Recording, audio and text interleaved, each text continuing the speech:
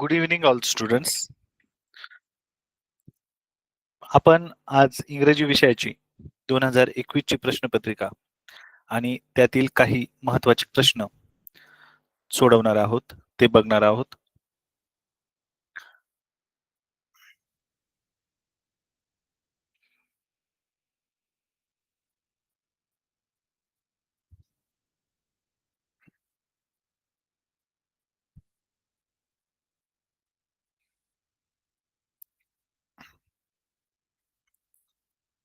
तुम्हाला सर्वांना स्क्रीन दिसतच असेल.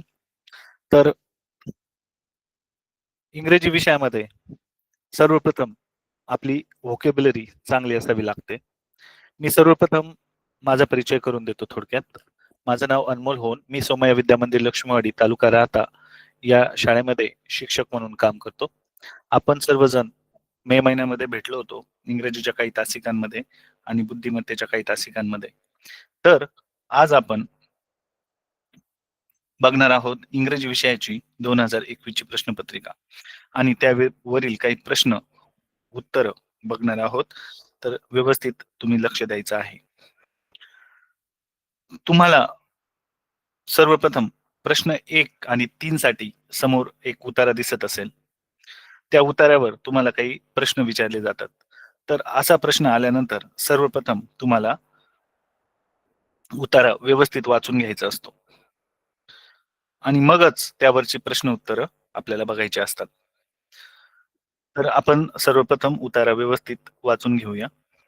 उतारा आहे, I was 19 when I saw my first tiger in the wild and it was very big as thrilling as I had imagined.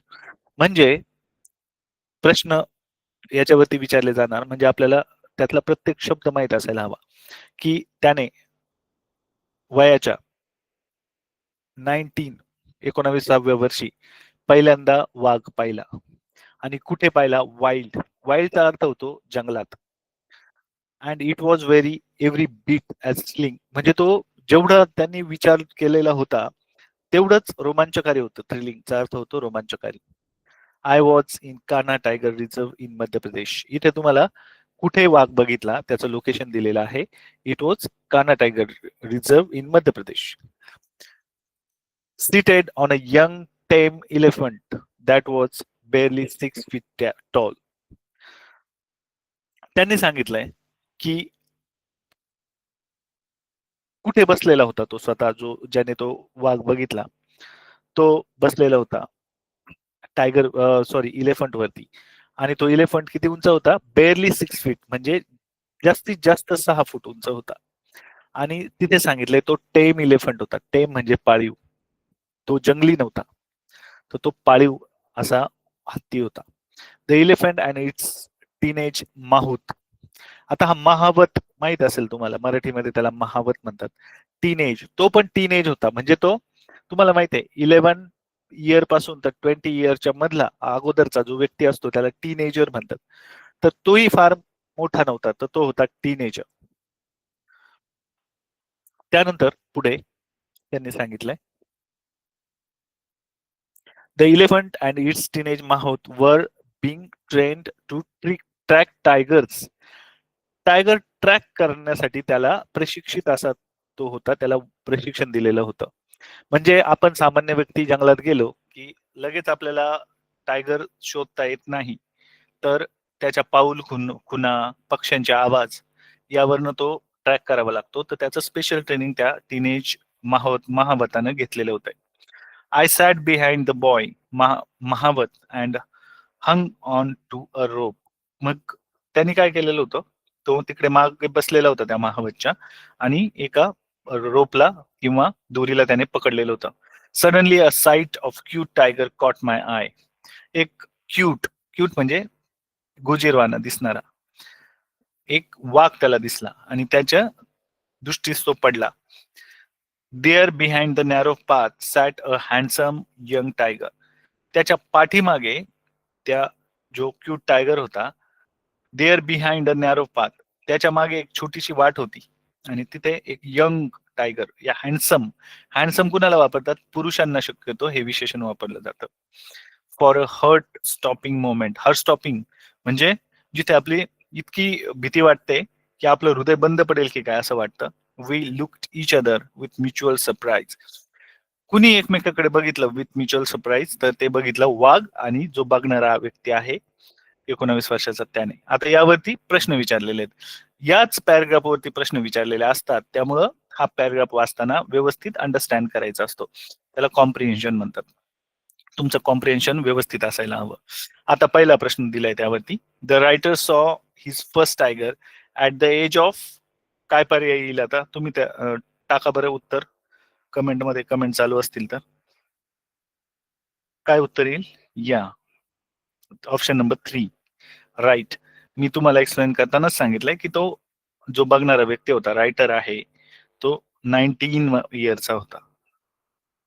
Right, तुम्ही सर्वांनी बरोबर उत्तर दिलंय. Next question number 2. बघा आता कधीही पेपर सोडवताना इलिमिनेशन मेथड वापरायची असते. अगोदर जे चुकीचे पर्याय आहेत ना ते अगोदर कट करून टाकायचे. 13 वर्षाचा प्रश्नच नाही तिथे, क्लिअरली 90 वर्षाचा नाहीच येतो. 20 नाहीये कारण तिथे 19 इयर सांगितलेलं आहे, म्हणून आपलं उत्तर पर्याय क्रमांक 3 बरोबर आहे. आता प्रश्न दुसऱ्याकडे जाऊया. Choose the correct 2 options. आता आपल्याला 2 बरोबर पर्याय शोधायचे. आपल्याला 8वीच्या शिष्यवृत्तीच्या परीक्षेमध्ये कधी कधी 2 बरोबर पर्यायांची उत्तर द्यायची असतात. तर पहिला पर्याय, प्रश्न अगोदर नंतर पर्याय. Where did the boy notice the cute tiger? त्याने तो क्यूट असा टायगर कुठे पाहिला? पहिला option, in the Kanha tiger reserve. Second, near the elephant. तिसरं, behind the narrow path. Fourth, in front of the mahout. आता यातील अगोदर चुकीचे पर्याय आपण इलिमिनेट करूया. टाका तुम्ही उत्तर. 2 पर्याय बरोबर आहेत, त्यामुळे तुम्हाला कमेंटमध्ये दोन्ही पण बरोबर पर्याय टाकायचे.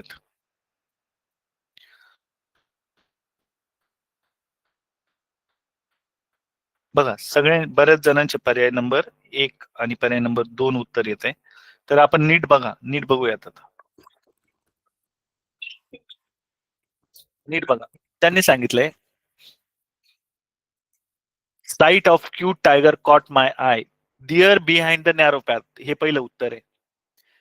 That behind the narrow path sat a handsome young tiger. तिथे हँडसम यंग टायगर बसलेला होता असं सांगितलंय त्याने. आणि दुसरं, for her stopping moment we looked each other with mutual. आणि इथे बघा सुरुवातीला सांगितलंय, I was 19 when I saw my first tiger in the wild and it was every bit as thrilling सांगितलंय, and I was in Kanha tiger reserve in Madhya Pradesh. म्हणजे बरोबर उत्तर कोणते आहेत? इन कान्हा टायगर रिझर्व आणि दुसरं बिहाइंड द नॅरो पाथ. 1 आणि 3 नंबरचा ऑप्शन बरोबर आहे. नियर द इलेफंट, ऑब्विसली इतक्या नियर द इलेफंट येणार नाही, तो कोणताही टायगर इतक्या जवळ येणार नाही. इन फ्रंट ऑफ द महावत, तो कुठे मेन्शन केलेला आहे आपल्याला पॅसेज मध्ये की तो त्याच्या पुढे होता? म्हणून अजिबात मेन्शन केलेलं नाहीये. म्हणून आपला ऑप्शन नंबर 1 आणि ऑप्शन नंबर 3 करेक्ट असणार आहे. त्यानंतर आता आपण बघूयात question number 3. Choose the 2 correct options. आपल्याला इकडे पण 2 करेक्ट ऑप्शन शोधायचे आहेत. क्वेश्चन वाचा व्यवस्थित आणि पर्याय सांगा, मग मी वाचणार आहे क्वेश्चन. तुम्ही अगोदर क्वेश्चन वाचा आणि कमेंट मध्ये योग्य पर्याय टाईप करून पाठवा. बघूयात किती जण बरोबर उत्तर देतात.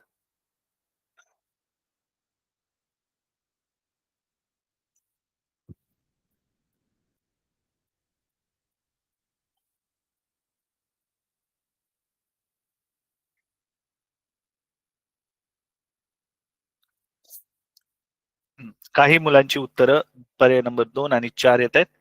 काहींची उत्तरं पर्याय क्रमांक 1 आणि 2 येत आहेत. तर आपण आता बघूयात. बघा, अशा वेळेस आपण घाई गडबडीमध्ये चूक करायची नसते. आता कोण कोण ट्रेन होतं बघूयात. Seated on a young tame elephant that was barely 6 feet tall, the elephant and its teenage mahat were being trained. म्हणजे दोघही ट्रेन केलेले होते, इलेफंट पण आणि टीनेज महावत पण. म्हणजे आपलं उत्तर काय असणार आहे बघा, द इलेफंट अँड द महावत. पर्याय क्रमांक 1 अँड 2 उत्तर बरोबर असणार आहे. ऑब्विसली तो बॉय होता, परंतु पर्याय क्रमांक 4चा काही आपल्याला बेस्ट कोणतं उत्तर आहे तर ते आहे पर्याय क्रमांक 1 आणि पर्याय क्रमांक 2. महावत पण होता, इलेफंट तिथे क्लिअरली सांगितलंय की दोघेही ट्रेंड होते. तर पर्याय क्रमांक 3 अगदी बरोबर आहे. म्हणजे पर्याय क्रमांक प्रश्न क्रमांक 3चा पर्याय क्रमांक 1 आणि 2 अगदी बरोबर आहे. 3 आणि 4 चुकीचे पर्याय आहेत. आता प्रश्न क्रमांक 4 कडे जाऊया. Choose the correct option. The climate of Chennai is hotter than the climate of Bangalore. The climate of Chennai is hotter than climate of Bangalore. असं सांगितलंय. In the above sentence, the comparison is about option 4 दिलेले आहेत. Chennai, Bangalore, climate of the city, city. कुणाचं comparison आहे? कशाचं comparison आहे? Yes. सर्वांचं उत्तर 3 येतंय. याचा अर्थ तुम्हाला बरोबर अंडरस्टँड झालंय. इथे सिटीचं कंपॅरिझन नाहीच आहे. सिटीचं कंपॅरिझन वेगवेगळ्या ऍस्पेक्ट मध्ये केलं जाऊ शकतं. तर इथे त्यांनी सांगितलंय, क्लिअरली सांगितलंय, the climate of Chennai is hot. Hot काय असतं? Climate, temperature. Then climate of Bangalore. इथं दोन्हींच्या अगोदर climate of Chennai and climate of Bangalore दिलंय. म्हणून याचं उत्तर क्लायमेट ऑफ द सिटी येईल. दोन्ही सिटीचं क्लायमेट तिथे डायरेक्ट दोन्ही जे शहर आहेत त्यांची अजिबात तुलना केलेली नाहीये. पुढे क्वेश्चन नंबर 5. त्यांनी सांगितलंय look at the following picture of clock and find out one correct alternative. One correct alternative. The clock shows घड्याळामध्ये किती वाजलेले आहेत असं सांगितलंय.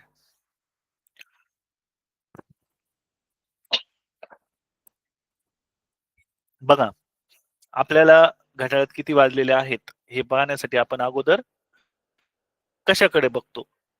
कोणत्या गोष्टीकडे आपली नजर जायला हवी? किती वाजलेले आहेत ते बघण्यासाठी आपली नजर कशावर जायला हवी पहिले?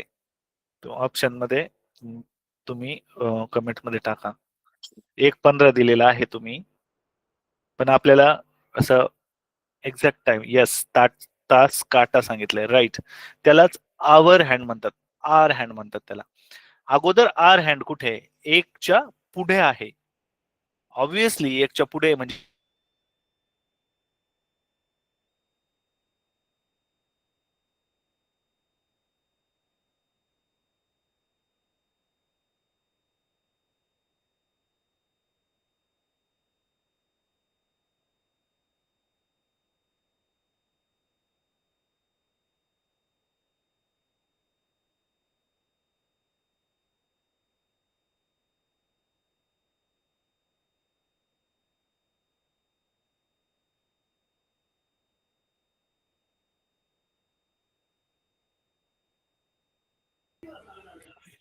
काहीतरी टेक्निकल इश्यू आला आहे. 1-5 मिनिटात आपण जॉईन होऊया पुन्हा एकदा. 2 मिनिटं द्या.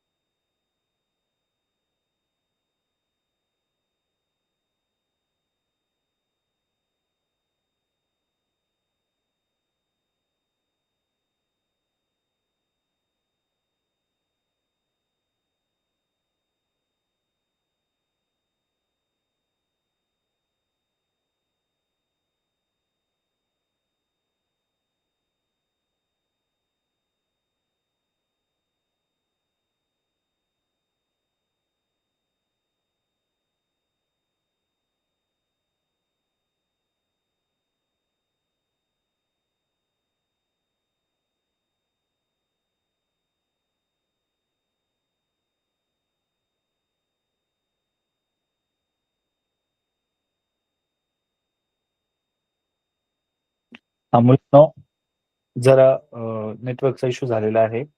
मीटिंग परत लगेच सुरू होते.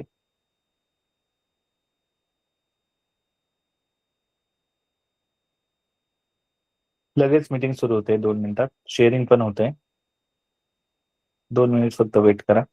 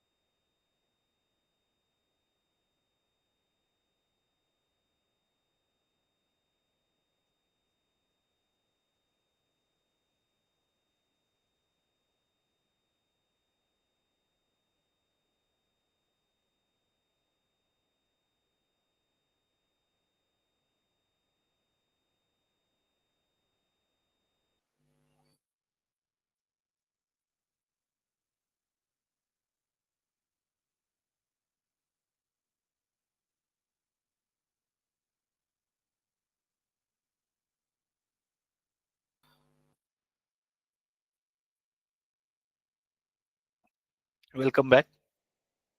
जरा टेक्निकल प्रॉब्लेम झाला होता. परत सुरू करूयात.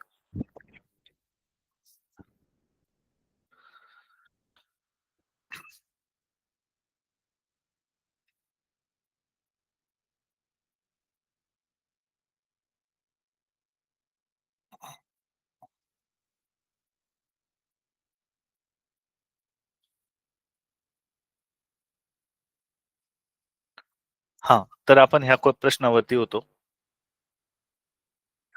घड्याळाच्या. पुढे जाऊयात आता आपण.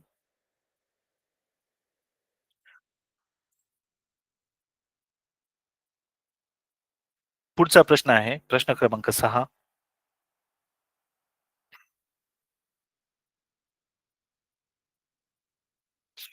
Choose one correct alternative from the following option. आणि पर्याय आहे the scientific study of metal and their uses means. Fourth option बघा extract. Third chemistry. First allergy and second metallurgy. काय ऑप्शन आहे सांगा. Option number 2. बऱ्याच जणांचं ऑप्शन नंबर 2 येत आहे. या करेक्ट. मुलांनो, मेटलचा स्टडी ज्या शाखेमध्ये केला जातो त्याला मेटलर्जीच म्हणतात. मेटलर्जी म्हणजे धातू विज्ञान. धातूंविषयी जिथे स्टडी केला जातो त्याला मेटलर्जी म्हणतात. प्रश्न क्रमांक 7 पाहूयात. Find out the word which is related to parts of plants leaves, flowers, stem. Find out the word which is related to parts of plants, leaves, flower, stem. आता आपण इलिमिनेशन मेथड. सॉइल आहे का related? No, it is not related to the parts of plants. Then horn. बरं, सॉइलचा अर्थ तुम्हाला माहित असेल. हॉर्नचा अर्थ सांगा कमेंट मध्ये. हॉर्न या शब्दाचा अर्थ सांगा.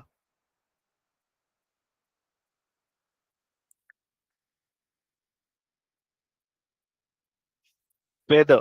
फेदरचा पण अर्थ सांगा. आणि बार्क.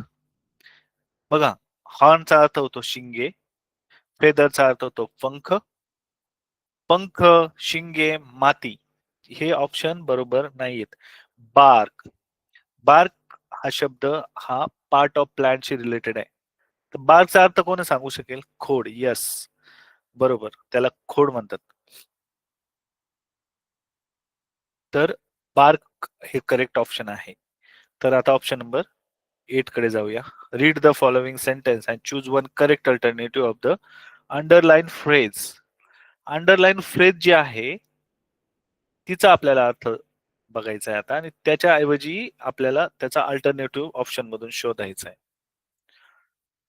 तर प्रश्न आहे, when teacher announced holiday, all the students sprang up from the benches. sprang up हा शब्द काढायचा आहे, त्याच्याऐवजी खालच्या ऑप्शन मधील एक उत्तर आपल्याला लिहायचं आहे.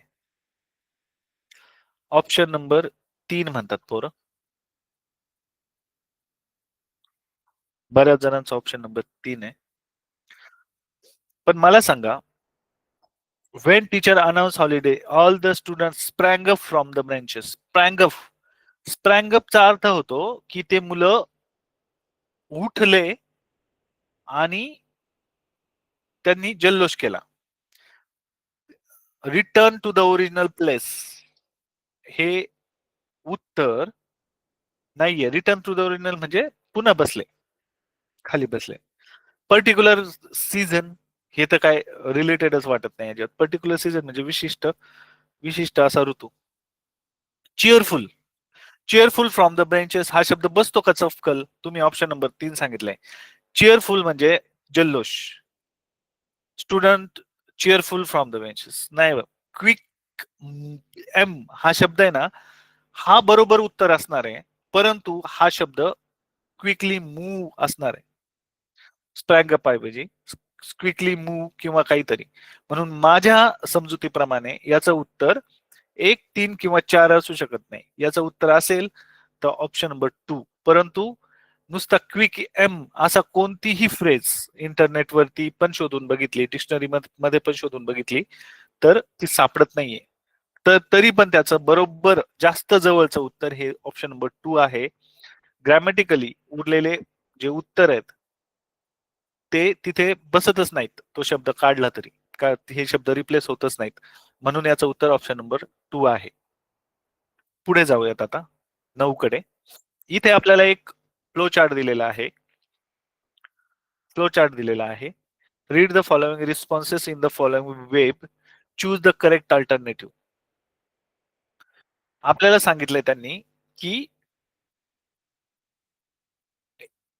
वेब बघा, वेब दिलाय त्यांनी तिथे. तर त्याच्यामध्ये सेंटरला कोणता शब्द योग्य बसेल? तर एक आहे दॅट्स टू सॅड, म्हणजे जे वेब आहे त्यातील एक स्ट्रीप आहे दॅट्स टू सॅड. दुसरी आहे दॅट्स बॅड. तिसरी आहे सॉरी टू हिअर दॅट. आणि चौथी आहे दॅट्स टेरिबल. म्हणजे हे सगळेच्या सगळे ज्या स्ट्रीप्स आहेत त्या खेद व्यक्त करणार आहेत, दुःख व्यक्त करणार आहेत, चिंता व्यक्त करणार आहेत.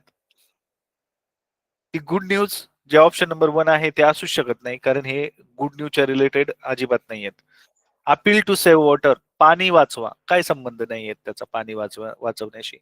व्हिक्टरी, विजय, ऑप्शन नंबर 3 आहे व्हिक्टरी म्हणजे विजय.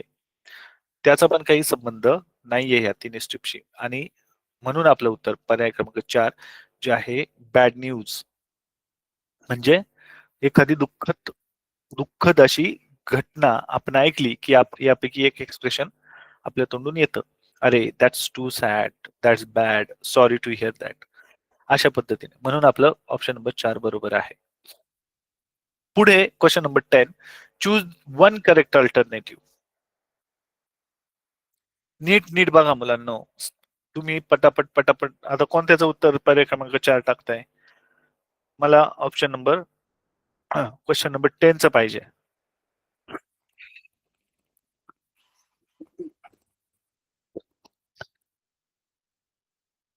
येस. व्हॉट इज इट हे काय आहे? Which begins with T and ends with T and has dot dot in, म्हणजे काय? T in it. Dot dot in it म्हणजे त्याच्यामध्ये चहा असायला पाहिजे. सुरुवात चहाने टीने व्हायला पाहिजे, शेवट पण टीने व्हायला पाहिजे.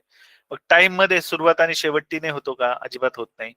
पॉट सुरुवात टीने होत नाही, एंड टीने होतोय. टी मध्ये टीने सुरुवात होते, एंड होत नाही. परंतु टी पॉट या शब्दामध्ये सुरुवात पण टीने होते, एंड पण टीने होतोय. आणि आपलं उत्तर पण तिथं बरोबर त्यामुळे येणार आहे. त्यानंतर क्वेश्चन नंबर 11 बघा. आता समोर तुम्हाला एक ऍडव्हर्टाईज दिसते, ती तुम्हाला नीट वाचायची आहे, कॉम्प्रिहेंड करायची आहे, समजून घ्यायची आहे. Time for back to school म्हणजे शाळेत परत जाण्याची वेळ झालेली आहे. डोंट वेट, कम फास्ट, वाट बघू नका, लवकर या. Fill up your pouches with, तुमची पाउचेस खालील गोष्टींनी भरून घ्या. कशा कशाने? Pens, pencil, erasers, pro circles, whiteners, sticker etcetera. आणि एक ऍपलचं साइन दिलंय, त्याच्यामध्ये त्यांनी स्वतःचे फीचर्स, वैशिष्ट्य सांगितलेली आहेत. काय काय आहेत मग ती? गुड क्वालिटी, आमच्याकडे सगळं सगळं सामान गुड क्वालिटीचं मिळेल. रिझनेबल रेट, परवडण्यासारखा रेट. बुद्धीला पटण्यासारखा रेट. रिझनेबलचा अर्थ होतो बुद्धीला पटण्यासारखं. नो एक्सचेंज म्हणजे एकदा घेतलेलं बदलून मिळणार नाही. आणि नो डिस्काउंट, आणि तुम्हाला डिस्काउंट पण मिळणार नाही. ऍट नॉलेज स्टोर, दुकानाचं नाव सांगितले त्यांनी, ऍट नॉलेज स्टोर्स. आणि कॉन्टॅक्टर्स, त्यांनी स्वतःची वेबसाईट दिली, www.kst.com. आता प्रश्न विचारलाय, choose the correct option. What is the name of store? स्टोअरचं नाव काय आहे? Option number 1 knowledge store. Option number 2 don't wait come fast. 3 fill up pouches, back to school. बरोबर, सर्वांचं उत्तर आलंय पटापट पटापट. Option number 1. क्लिअरली त्यांनी इथं ऍट नॉलेज स्टोर सांगितलंय, म्हणजे दुकानाचं नाव नॉलेज स्टोर आहे, हे आपण लगेच सांगू शकतो. पुढे question number 12. How much discount we get on pen, pencil etcetera? Question number 12चं उत्तर पाठवा. किती किती डिस्काउंट मिळणार आहे त्यात?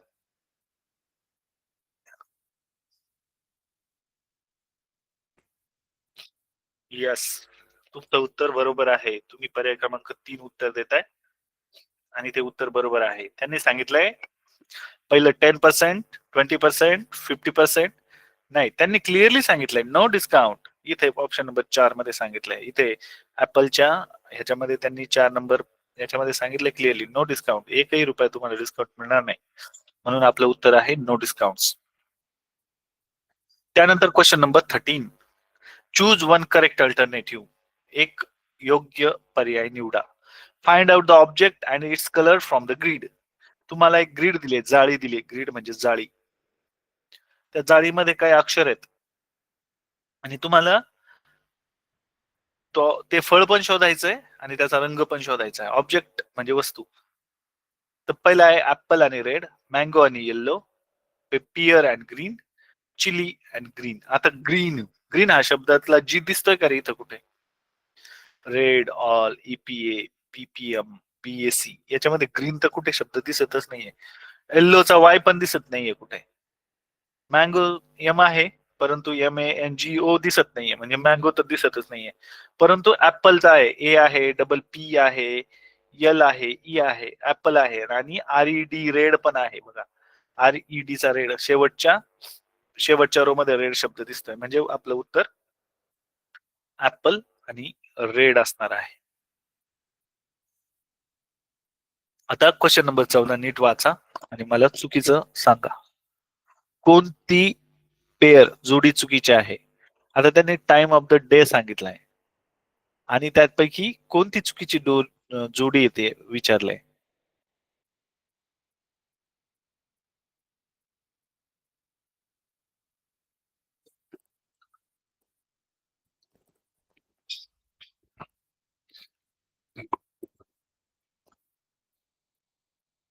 बऱ्याच मुलांची उत्तर येत आहेत.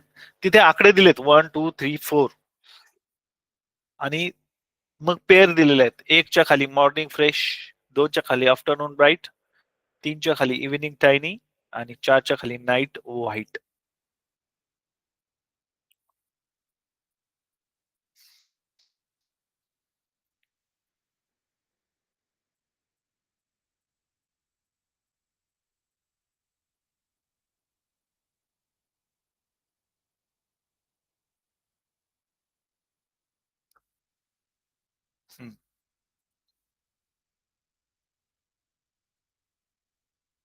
बरोबर, बऱ्याच मुलांचं उत्तर आलंय.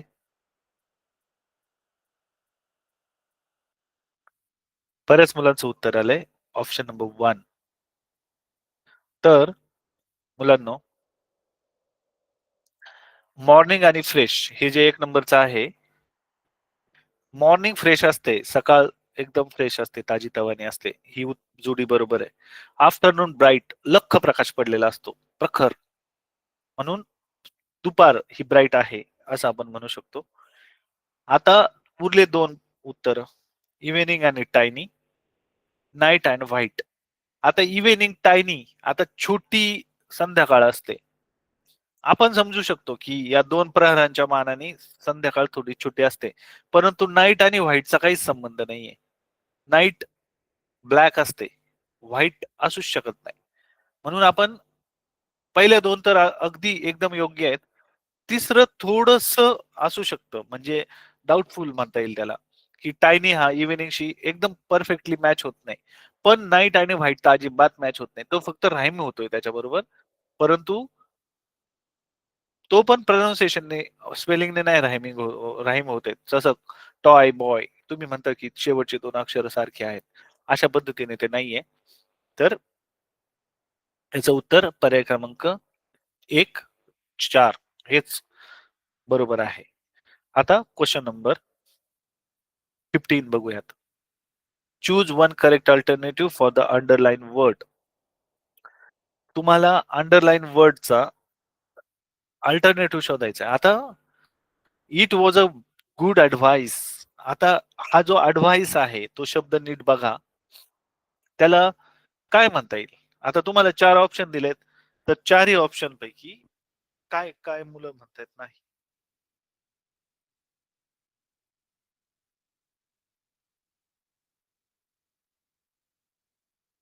हं. तर बघा मुलांना,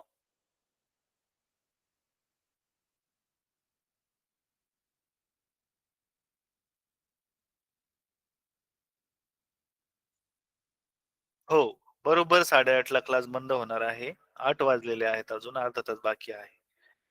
तर मुलांनो, इट वॉज गुड ऍडवाइस असं वाक्य आहे. तर ऍडवाइस म्हणजे काय बघा, वाक्याचा अर्थ समजून घ्या, की ही एक चांगली सूचना आहे, किंवा असं म्हणू शकतो, ऍडवाइसला तुम्ही काय म्हणतात मराठीमध्ये, सल्ला. तो तो एक खूप चांगला सल्ला आहे. आता टू ऍडव्हाइस हा एक वर्ब पण आहे बघा, फक्त त्याचं सीई स्पेलिंग नसतं, ADVISE असतं ते. टू ऍडव्हाइस म्हणजे दुसऱ्याला सल्ला देणं. अँड आय गेट ऍडव्हाइस, मला सल्ला मिळाला, तर मला जो सल्ला मिळाला तो आहे हा शब्द. म्हणजे तो काय आहे, वर्ब आहे का? वर्बला म्हणतात क्रियापद. तर हा क्रियापद नाहीये. ऍडजेक्टिव्ह म्हणजे काय, विशेषण. हे विशेषण पण नाहीये. विशेषण काय सांगत असतं, की ते नामाबद्दल विशेष माहिती सांगत असतं. आणि ऍडव्हर्ब क्रिया विशेषण, ते क्रियेविषयी विशेष माहिती सांगत असतं. तर हा जो ऍडवाइस शब्द आहे तो आहे नाउन, नाम. आणि गुड हा शब्द त्या ऍडवाइस बद्दल विशेष माहिती सांगतो, म्हणून गुड हा शब्द ऍडजेक्टिव्ह आहे आणि ऍडवाइस हा शब्द नाउन आहे. म्हणून या 15व्या प्रश्नाचं उत्तर आहे ऑप्शन नंबर 1. त्यानंतर प्रश्न क्रमांक 16.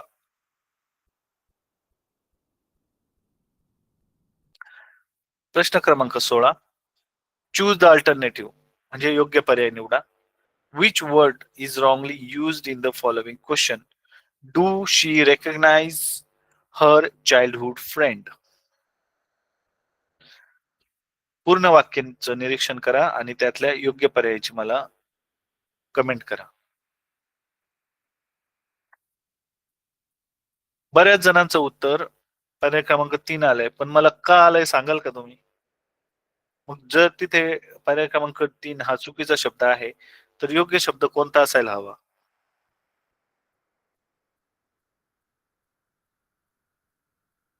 सांगा. जर डू नाही तर कोणता?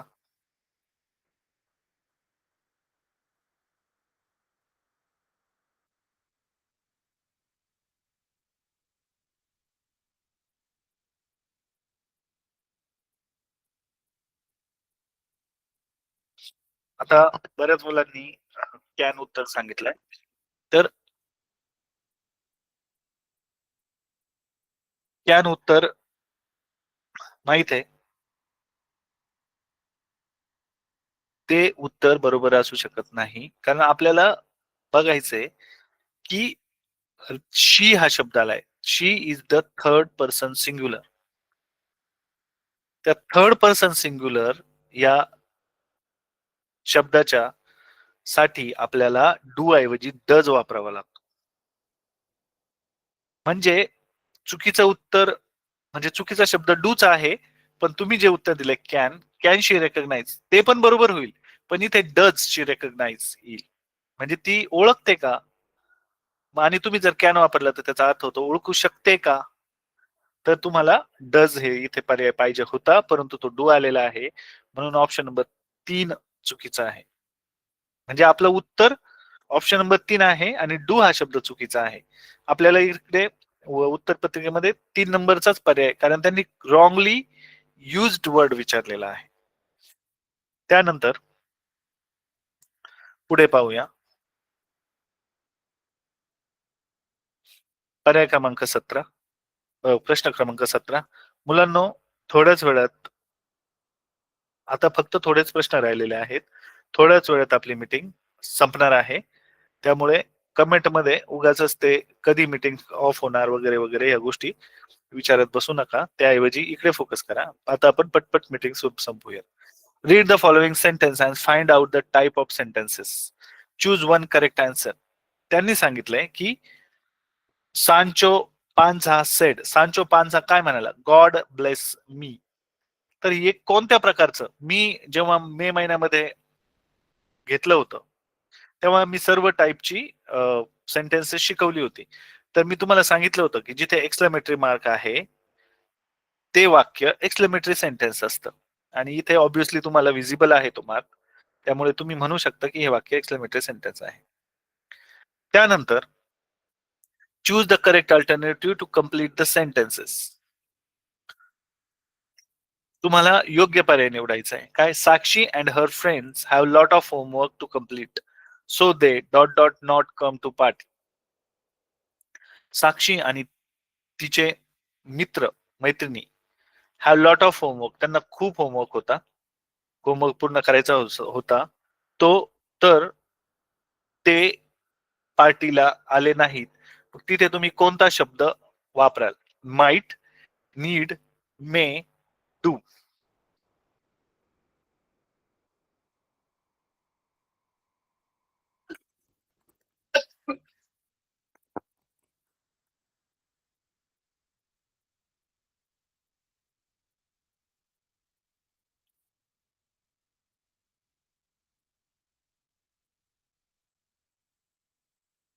सांगा तुमचं पर्याय उत्तर आलं पाहिजे मला कमेंट मध्ये.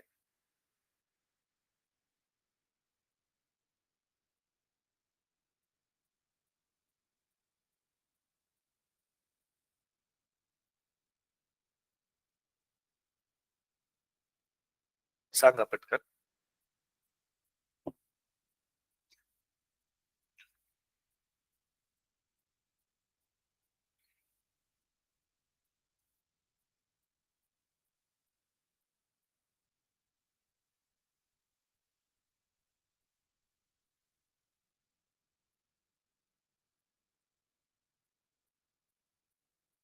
तुमच्या उत्तराची वाट बघतोय. चला तुमच्याकडून मला हे उत्तर हवंय. तोपर्यंत आपण क्वेश्चन नंबर 19 बघूयात. Complete the following sentence using simple past tense. Choose one correct alternative. आता इथे अल्टरनेटिव्ह दिसत नाहीये 19व्या प्रश्नाचा. Once upon a time, there was a girl called Alyosha. Alyosha dot dot with her parents and baby brother. मी सांगतो तिथे आपल्याला विचारायचंय सांगायचं की ती तिच्या आई आणि वडिलांबरोबर राहते. तर त्या राहणे या शब्दाचा मला योग्य पर्याय योग्य शब्द पाहिजे मला तो कमेंट मध्ये.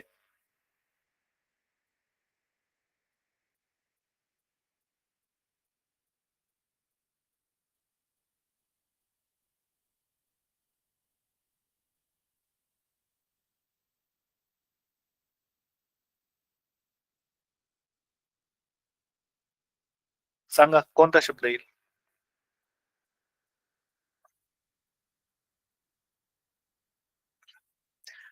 आता प्रश्न क्रमांक 18 कडे जाऊया थोडा वेळ आणि मग परत इकडे येऊया. तर मुलांनो बघा, इथे माईट हा शब्द, पण माईट हा पास्ट टेन्स वर्ड आहे. नीड म्हणजे गरज, म्हणून हा पण आपला पर्याय योग्य असू शकणार नाही. तर आपला योग्य पर्याय असणार आहे बघा मुलांनो, डू हा शब्द. Do not come to party, they do not come, ते आले नाहीत. पण इथे स्टेटमेंट नाहीये डू नॉट लिहिण्यासाठी. तर आपल्याला असं म्हणता येईल की त्यांना खूप होमवर्क आहे म्हणून ते येऊ शकणार नाहीत. तर इथे पॉसिबिलिटी, परंतु माइल्ड पॉसिबिलिटी लिहायची आहे. येऊ शकतील पण येऊ शकणार पण नाही. डू वापरलं की ते येणार नाही हे कन्फर्म होऊन जातं. त्यांना खूप होमवर्क आहे पण ते येऊ शकतात. म्हणून आपल्याला इकडे मे हा शब्द वापरावा लागेल पर्याय क्रमांक 3. आणि पर्याय क्रमांक प्रश्न क्रमांक 19, त्याचं उत्तर आहे Anushka lived, LIVED, lived with her parents and baby brother. हे तुम्हाला माहिती आहे 5वीच्या पुस्तकाची स्टोरी आहे अनुष्काची, रशियन फेरी टेल. म्हणून पर्याय क्रमांक जो काय पर्याय असेल, आता माझ्याकडे चुकून ते कट झालंय, परंतु त्याचा लिव्ड, LIVED हे उत्तर असणार आहे. आता 3-4च प्रश्न राहिलेले आहेत, आपण पटपट आता ते संपवणार आहोत. Find out sentence which is not in active voice. खालीलपैकी कोणतं वाक्य आहे की जे ऍक्टिव्ह व्हाईट मध्ये नाहीये? Choose the correct option. Honey is made by. By हा शब्द आला की समजायचं ते पॅसिव्ह व्हॉइस आहे. म्हणून पर्याय क्रमांक 1 लगेच cut. Honey is made bye बीज. आता हे ऍक्टिव्ह व्हॉइस नाहीये, हे पॅसिव्ह व्हॉइस आहे पहिलं. दुसरं, आय सॉ हिम. डायरेक्टली बघा, कर्ता क्रियापद कर्म हे, आणि पुढचं तर ते एक्स्ट्रा आहे, इन्फॉर्मेशन देणारे शब्द आहेत, म्हणून हे ऍक्टिव्ह व्हॉइस आहे 2 नंबरचं. 3 नंबरचं, I was offered a chair. मला चेअर ऑफर केली गेली. आणि पुढचं आहे the letter was return by the clerk. आता काय प्रश्न विचार, find out the sentence which is not in active voice. Active voice मध्ये कोणतं नाही. Choose the correct option. The letter was return by the clerk हे चौथं पॅसिव्ह व्हॉइस आहे. I was offered a chair हे पण पॅसिव्ह व्हॉइस आहे. हनी is made bye बीज हे पण पॅसिव्ह व्हॉइस आहे. आणि ऍक्टिव्ह व्हॉइस एकच वाक्य आहे, I was offered a chair. I was offered a chair हे पण पॅसिव्ह व्हॉइस आहे. I saw him opening the box हे एवढंच ऍक्टिव्ह व्हॉइसचं वाक्य आहे. म्हणजे हा प्रश्नाचा मध्येच गडबड आहे, पण याचं उत्तर मग आता हे तिन्ही पण पॅसिव्ह व्हॉइस असल्यामुळं आपल्याला उत्तर लिहावं लागेल I saw him opening the book. आणि इथं प्रश्न पाहिजे होता विच इज ऍक्टिव्ह व्हॉइस, कोणतं ऍक्टिव्ह व्हॉइस आहे? पर्याय क्रमांक 2 याचं उत्तर येईल, कारण पॅसिव्ह व्हॉइसचेच आहेत उरलेले वाक्य. प्रश्न क्रमांक 21, complete the sentence using correct alternative. The teacher said that the earth dot dot round the sun. Go, had gone, goes, will go. आता हे युनिव्हर्सल ट्रूथ आहे बघा. The teacher said that the earth dot dot around the sun, म्हणजे ती गोल फिरते, पृथ्वी गोल फिरते कोणासोबत? भोवती, सूर्याभोवती. मग आपल्याला इथे हॅड गॉन म्हणता येणार नाही, कम्प्लीट नाही येते सेंटेन्स. गो म्हणता येत नाही, गोज म्हणावं लागेल, कारण ही कंटिन्युअस चालणारी प्रक्रिया आहे आणि युनिव्हर्सल ट्रूथ आहे. म्हणजे जिथे युनिव्हर्सल ट्रूथ असतं तिथे goes, the sun rises in the east, sets in the west असंच म्हणावं लागतं. म्हणून त्याचं उत्तर पर्याय क्रमांक 3 येणार आहे. आता 23, 22 आणि 23 साठी छोटासा पॅराग्राफ आहे. Wikipedia is called the free encyclopedia. You don't have to buy it from the shop. तुम्हाला तो शॉप मधून विकत घ्यावा लागत नाही. Borrow it from library. Library मधून तुम्हाला उसना आणावं लागत नाही. Pay in money to able to read it. तुम्हाला त्यासाठी पैसे मोजावे लागत नाहीत. At one click of the mouse it is there for you. तुम्हाला फक्त एक क्लिक केलं की तो लगेच तुम्हाला उपलब्ध होतो. It is available on the world wide web. WWW या वर्ल्ड वाईड वेब वरती तो अवेलेबल आहे. It contains information on thousand of topics in front of articles, in form of article, sorry, thousand of topic वरती articles लिहिलेले आहे. Wikipedia is operated by non profit Wikipedia foundation. Non profit आहे, NGO आहे. म्हणजे ती काय करते की ना नफा ना तोटा या तत्वावर काम करते. तर त्यावर प्रश्न विचारलेले आहेत. विकिपीडिया इज अवेलेबल ऍट कुठे आहे? Net, mall, library, shop. याचं उत्तर सांगा पटकन. कुठे अवेलेबल आहे? शॉपमध्ये नाही, लायब्ररीमध्ये नाही, मॉलमध्ये नाही. तर उत्तर आहे पर्याय क्रमांक 4, नेटवरती, इंटरनेटवरती. प्रश्न क्रमांक 23. The information on Wikipedia is कशा स्वरूपात मिळते? In front of couplets, in front of dialogues, in front front वाचतोय मी, in form of couplets, in form of dialogues, in form of articles, in form of tables. टेबलच्या स्वरूपात असते. Tables म्हणजे आपले लाकडाचे टेबल नव्हे, रोज अँड कॉलमचे जे बनलेले असतात ते. In form of articles, articles म्हणजे वस्तू. इन फॉर्म ऑफ डायलॉग म्हणजे संवाद. आणि कपलेट्स कोणतं, कशाच्या स्वरूपात आहे? इथं स्पष्टपणे सांगितलेले आहे, thousands of topics in form of articles. म्हणजे इकडे आपलं उत्तर असणार आहे पर्याय क्रमांक 3. त्यानंतर choose the correct option. Drop everything and read. It is an access toward success. This slogan is related to. Drop everything and read हे वाक्य आहे ते कशाशी संबंधित आहे असं विचारलंय त्यांनी. पेन, लायब्ररी, प्लॅन्स आणि तुमचं उत्तर हवंय मला आता प्रश्न क्रमांक 24च्या बाबतीत. Yes, it is related to reading. हे रीडिंगशी संबंधित आहे. ड्रॉप एव्हरीथिंग सगळं टाकून द्या आणि रीड करा, वाचा असं म्हणतायत ते. त्यानंतर प्रश्न क्रमांक 25, शेवटचा प्रश्न. एवढाच प्रश्न आहे, यानंतर आपली मीटिंग संपणार आहे. Choose the correct option. Beena sent messages. बीनाने मेसेज, सेंट मेसेज आहे, सिंग्युलर आहे. Beena sent message. How was your exam. तुझी परीक्षा कशी होती, तुझा पेपर कसा होता असं आपण विचारतो ना, तुझी परीक्षा कशी होती. She got an answer eased. Can you guess the meaning? इझेडचा अर्थ सांगाल? येस. ही कोणती लँग्वेज बरं, याला कोणती लँग्वेज म्हणतात?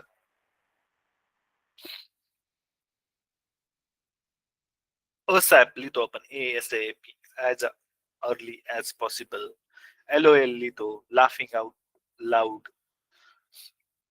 ROFL लिहितो, rolling on the floor laughing. याला म्हणतात SMS language. Yes, SMS language म्हणतात त्याला. ती टेक्स्ट मेसेज मध्ये, व्हॉट्सअप मध्ये, इंटरनेटच्या चॅटिंग मध्ये यूज केली जाते. याला शॉर्टकट वर्ड मध्ये, त्याच्यामध्ये स्पेलिंग बघायचं नसतं, मिनिंग बघायचं असतो. असे खूप सारे गोष्ट आहेत. POV असं बऱ्याच ठिकाणी तुम्हाला युट्यूबवर दिसत असेल. POV त्याचा अर्थ असतो पॉइंट ऑफ व्ह्यू. अशा प्रकारे ही शॉर्टकट इंटरनेट वरती एकमेकांशी संवाद साधण्याची लँग्वेज आहे. तिचे शब्द हे उच्चारावर अवलंबून असतात, स्पेलिंगवर अवलंबून असतात. तर आज आपण सर्व PYQs बघितलेले आहेत 2021 चे. त्यानंतर आपण परत 13 तारखेला भेटणार आहोत. तर तुम्हाला सर्वांना आजची तासिका आवडली असेल अशी मी अपेक्षा करतो. तुमचा पर्याय लिहा. तासिका आवडली असेल तर ऑप्शन चॅट बॉक्स मध्ये तुम्ही लिहू शकता. Thank you very much. तर याबरोबर आजची तासिका आपण इथेच थांबूया. इंग्रजीचा व्यवस्थित अभ्यास करा. इंग्रजी अजिबात अवघड भाषा नाहीये, फक्त तुमची व्होकॅब्युलरी त्यासाठी व्यवस्थित असावी लागते. तर सर्वांना गुड नाईट आणि पेपरसाठी पण तुम्हाला सर्वांना